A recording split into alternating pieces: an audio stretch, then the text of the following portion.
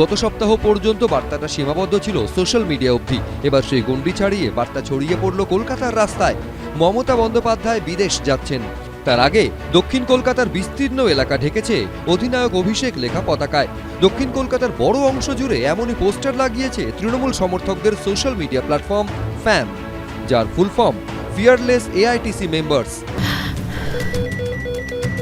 ক্যান্সারে নেই আর ভয়, NCRI এ হবে এর জয়। আপনাদের ভরসা নেতাজি সুভাষচন্দ্র বোস ক্যান্সার হসপিটাল। আর মুখ্যমন্ত্রীর বিদেশ সফরের ঠিক মুখে এই ছবি রাজনৈতিক মহলে জল্পনা তৈরি করেছে। এটা কিসের ইঙ্গিত?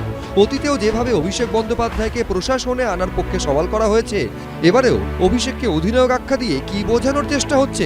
এটা কি ঘুরপথে বিশেষ কৌশল? অভিষেক ব্যানার্জি দীর্ঘদিন বনবাসে ছিলেন, হঠাৎ করে আবার তার আবির্ভাব যারা অভিষেক বিরোধী তারা ভালো চোখে নেয়। আজকে অভিষেকের নামে পোস্টার ফেলছে অভিষেক বিরোধীরা, কালকে মমতা বিরোধীরা মমতা ব্যানার্জির নামে পোস্টার ফেলবে।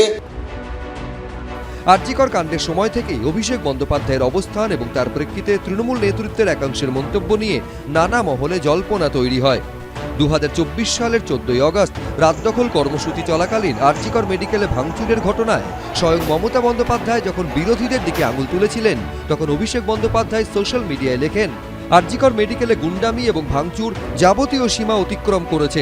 জনপ্রতিনিধি হিসেবে কলকাতার পুলিশ কমিশনারের কাছে আমার অনুরোধ, আজকের হিংসার জন্য দায়ী প্রত্যেক ব্যক্তিকে চিহ্নিত করা হোক এবং তারা যে রাজনৈতিক দলের সঙ্গে যুক্ত হোক না কেন, 24 ঘন্টার মধ্যে তাদের বিরুদ্ধে আইনি ব্যবস্থা নেওয়া হোক।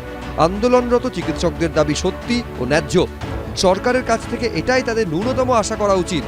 এরপর সেই আরজিকর কাণ্ডের যে শিল্পীরা প্রতিবাদে সরব হয়েছিলেন, তাদের বয়কটের ডাক ঘিরেও তৃণমূলের মুখপাত্র কুণাল ঘোষের উল্টো সুরে মুখ খোলেন সর্বভারতীয় সাধারণ সম্পাদক অভিষেক বন্দ্যোপাধ্যায়। এই আরজিকর কাণ্ডে যে শিল্পী, যে তারকা কুৎসিতভাবে মুখ্যমন্ত্রীকে আক্রমণ করেছে, সরকারকে আক্রমণ করেছে, তাদেরকে বয়কট করুন। আমি তো বলেছিলাম যে 14ই আগস্ট যারা রাত্রিবেলায় ঐক্যবদ্ধ হয়েছিলেন, রাত দখলের ডাক দিয়েছিলেন, কেউ সমর্থন করুক আর না করুক, আমি তাদের সাধুবাদ জানিয়েছিলাম। আর আমি আজও একই কথা বলছি, কারোর ভালো লাগতে পারে, কারোর খারাপ লাগতে পারে। আরজিকর কাণ্ডের সময় তৃণমূল যখন চরম অস্বস্তিতে, প্রশাসনের ভূমিকা নিয়ে যখন প্রশ্ন উঠছে, তখনই অভিষেক বন্দ্যোপাধ্যায়কে প্রশাসনে চেয়ে সোশ্যাল মিডিয়ায় একাধিক পোস্ট দেখা যায়। আবার অভিষেক বন্দ্যোপাধ্যায়ের অনুগামী বলে পরিচিত কয়েকজনকে তৃণমূলের শিক্ষা সেলের পদ থেকে সরিয়ে দেওয়ার সিদ্ধান্ত ঘিরেও জল্পনা তৈরি হয়। সম্প্রতি নেতাজি ইন্ডোরের সভা থেকে মমতা বন্দ্যোপাধ্যায়ের একটি মন্তব্য ঘিরেও নানা প্রশ্ন ওঠে। আমি দেখছি ইদানিং দু একটা নেতা হয়েছেন, নেতা কিনা আমি জানি না, হঠাৎ গজিয়ে তোলা। কেউ বলছেন আমি সিম্বল চিনি না বলে তার নেতার নাম বলছে। আবার কেউ বলছেন আমি তৃণমূল বুঝি না, আমি ওই দাদার রাজনীতি করি। মনে রাখবেন, আমি কিন্তু রোজ খুঁটিয়ে ফেসবুক দেখি, টুইটার দেখি, আর কে কি বলছেন, কে কি করছেন, সবটাই কিন্তু নজরে আমার থাকে। এদের জন্য নজর আমার থাকবে। আর এবার অভিষেক বন্দ্যোপাধ্যায়কে অধিনায়ক আখ্যা দিয়ে শহর জোড়া পতাকা। তৃণমূল তুমি কার? তুমি মমতা ব্যানার্জির না তুমি খোকা বাবুর? এ প্রশ্ন বাংলার মানুষের কাছে, বাংলার মানুষের দরজায় পৌঁছে গেছে। গোটা তৃণমূল দলের